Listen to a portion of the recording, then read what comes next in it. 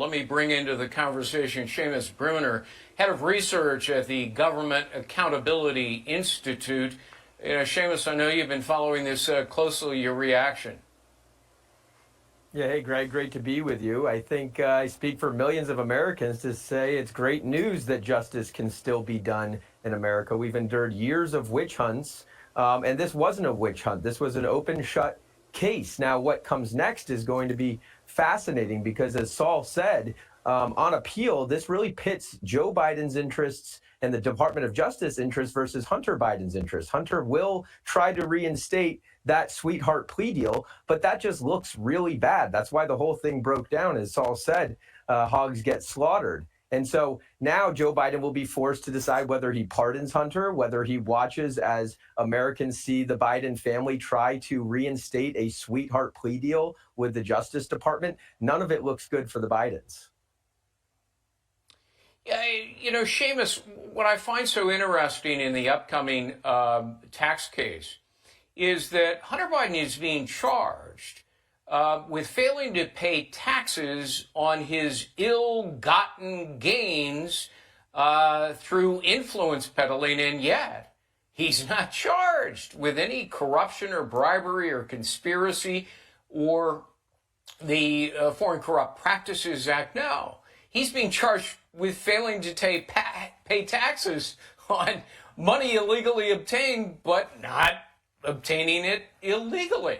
I mean, it's got to be one of the greatest cases of legal hypocrisy that I think I've ever seen.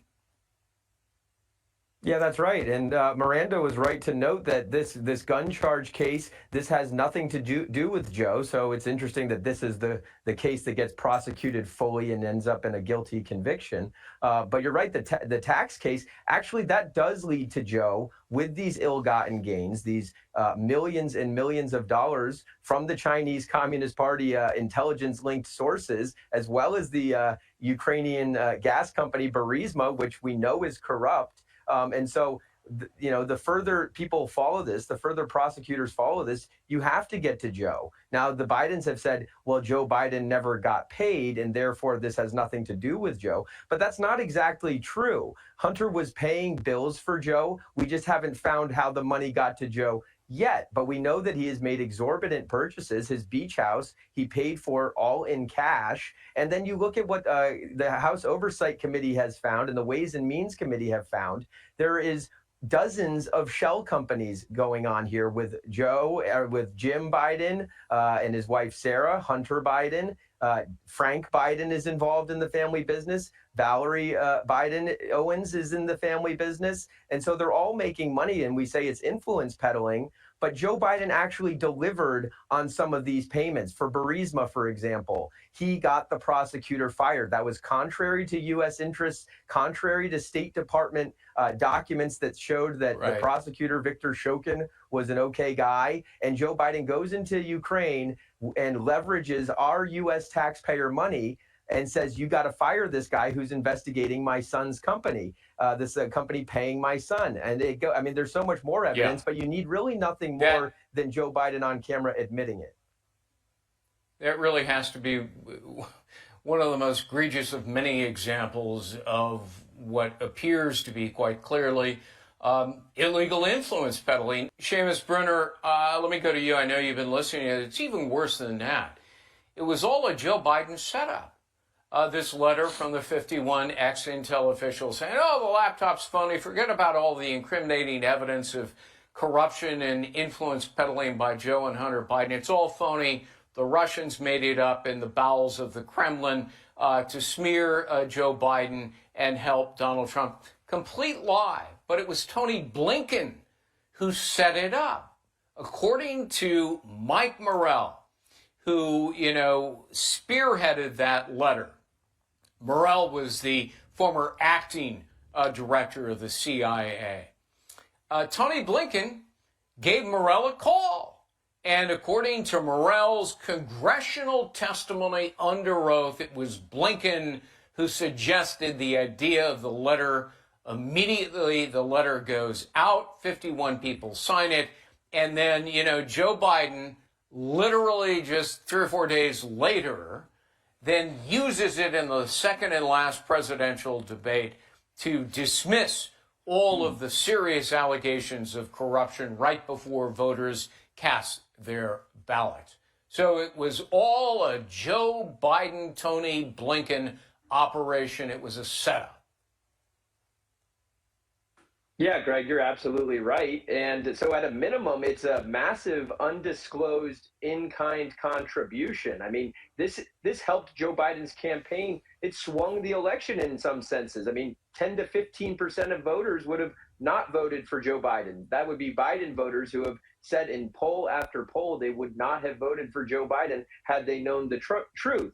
And so that's an in-kind contribution. That's a non-Justice Department type investigation. The FEC could look into that. You could also have Congress investigate Tony Blinken. He can be impeached. Joe Biden can be impeached. And again, as you've mentioned, this is not lawfare. This is just accountability. Americans need to see that their government is not totally corrupt as it appears right now. And on the intelligence officials, they still have their security clearances. They are still cashing in on these security clearances, getting huge jobs, big contracts with the defense industry and the intelligence contractors. And so they can have those security clearances revoked as a form of consequences for lying about this. But I think this even gets into a more sinister, deeper issue, one perhaps harder to rectify, and that would be these intelligence officials being in bed with big tech.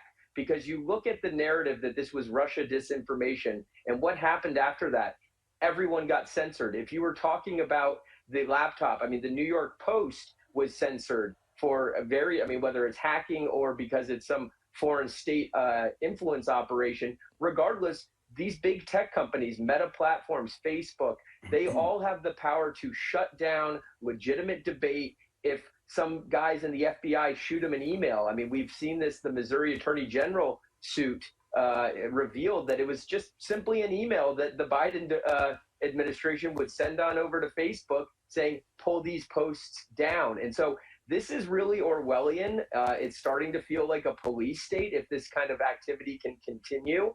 And so that you're right to key in on these 51 intelligence officials in this letter. You're right that it goes back to Tony Blinken. He can be impeached, as can Joe Biden, or at least something needs to be done. I mean, we've had investigations for years. We've been looking into the Bidens for going on 7 years. A lot of this stuff was known. We have more color and more shade, and of course the bank transfers. But you know, it's time for some action here, some consequences. Yeah. Why is it I feel like there will never be any consequences? Seamus, what do you think? You know, Brian makes a good point. Yeah, I agree. I just wanted to make one point on the aggravating factors.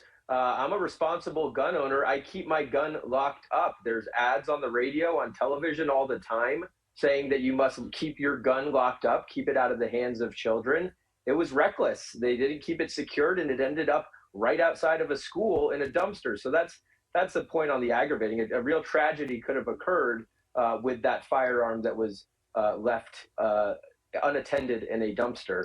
On President Trump's statement, he's right that Joe Biden, this is all about Joe Biden, and I agree with Brian. This is not a Hunter Biden story. It never really should have been. The addiction, the tragedy, all of the prostitutes and the crack cocaine and all of that, that's all just noise and details. What really matters in all of this is the money that went to Hunter for favors from Joe. We know that the Chinese spies wanted favors. They were asking for them. We know that the Ukrainian gas company executives wanted favors. These are in black and white all throughout the laptop, more examples than we can count.